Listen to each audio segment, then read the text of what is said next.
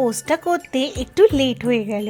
প্রায় এটা সেই সেপ্টেম্বরের ভিডিও, মানে হচ্ছে 5 সেপ্টেম্বর। আমি আমার ছেলে কলকাতা থেকে চেন্নাই রিটার্ন হচ্ছিলাম।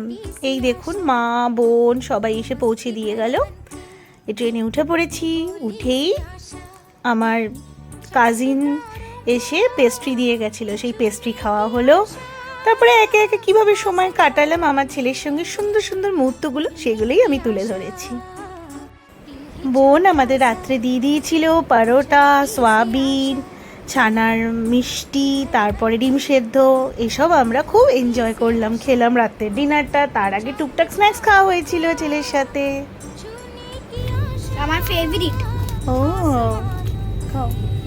পরদিন সকালবেলায় মানে 6 সেপ্টেম্বর আমরা সকালবেলা ঘুম থেকে উঠেই একদম চাটা খেয়ে ফ্রেশ হয়ে নিলাম।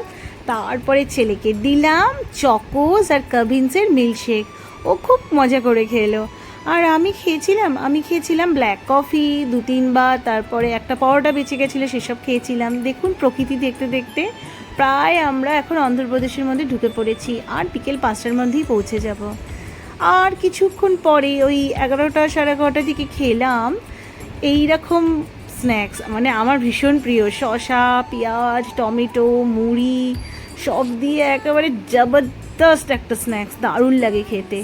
লাস্টে ছিল ধামাক্কা, সেটা হলো কাপ নুডলসটা না, মানে আমার খুব একটা ভালো লাগেনি এই কোম্পানি, কিন্তু ছেলে খুব এনজয় করেছে। আর লাস্টেও একটা পেস্ট্রি বেঁচে গেছিলো, ওকে দিয়ে দিয়েছিলাম।